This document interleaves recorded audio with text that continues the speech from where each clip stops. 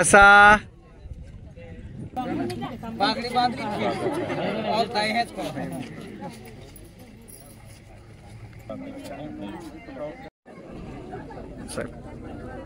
अतिशय डोंगराळ भाग असलेल्या या धडगाव तालुक्यातील या ठिकाणी 5 ते 6 गावांचे जे अति दुर्गम भागातले आहे, निग्लेक्टेड गावं आहे, तिथील काँग्रेसचे पदाधिकारी असतील, कार्यकर्ते असतील, त्याचबरोबर शिवसेनेचे असतील, अशा विविध पक्षांचे कार्यकर्ते आज भाजपमध्ये प्रवेश केला आहे. कारण खूप वर्ष या धडगावमध्ये काँग्रेसच्या हातात सत्ता होती. तिथले बेसिक इम्युनिटीज, मूलभूत गरजा ज्या पूर्ण करायच्या होत्या ते होऊ शकल्या नाही. दुर्दैवानं इथे रस्ते, पाणी, वीज याच्या सोयी होऊ शकल्या नाही आणि म्हणून इतके वर्ष त्यांनी काँग्रेसबरोबर तिथल्या नेत्यांवर श्रद्धा ठेवून त्यांच्याबरोबर प्रामाणिकपणाने राहिले. आम्ही पूर्वी त्यांना समजवत होतो, पण ते त्यांची अतूट नातं काँग्रेसशी जोडलेलं होतं. परंतु आता त्यांना असं वाटायला लागलं की भाजप पक्ष हा आम्हाला मदत करू शकेल, आम्हाला जीवनामध्ये उभं राहण्यासाठी त्याचा निश्चित मदत होईल आणि म्हणून ते आज आमच्याबरोबर जुळलेले आहेत आणि प्रामाणिकपणानं त्यांचं हे आमच्याबरोबर येणं आणि पक्षाचं काम करणं हे ते सर्वांना मान्य आहे.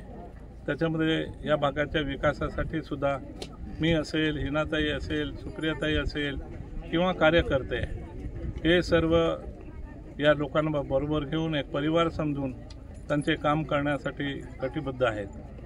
निश्चितपणानं त्यांच्या ज्या समस्या आहे, अडचणी आहेत, पुढच्या काळामध्ये त्यांना काही अडचणी येतील असं होऊ देणार नाही, तसं सर्व कार्यकर्त्यांनी आम्ही ठरवलं आहे आणि निश्चितपणानं येत्या 2 ते 3 वर्षामध्ये त्यांच्या या भागाच्या समस्या मोठ्या प्रमाणामध्ये सुटलेल्या असतील. कारण या ठिकाणी पूर्वीच लक्ष दिलं गेलं असतं तर या ठिकाणी या ज्या समस्या आहे त्या समस्या कधी सुटल्या गेल्या असत्या. परंतु पुरेसं लक्ष इथल्या नेत्यांनी न दिल्यामुळे हे प्रश्न या ठिकाणी उद्भवले आहे. कारण की मी राजकारणात आल्यापासून या भागातले मूलभूत गरजा असतील ते आम्ही देण्याचा सातत्याने प्रयत्न केला. हिनाताई खासदार झाल्या, त्यांनी घरकुलांची योजना या भागामध्ये राबवली, पंतप्रधान सडक योजना या भागामध्ये राबवली, त्याचबरोबर गॅसची योजना राबवली आणि प्रत्येक घराला वीज ही योजना राबवली. तर ह्या योजना राबवत असताना आपण 2011च्या जनगणनेप्रमाणे ज्या गावात ज्या समस्या आहेत त्याच्यासाठी मोदी साहेबांनी ज्या योजना बनवल्या त्या योजनामधून देण्याचे आपण प्रयत्न केले.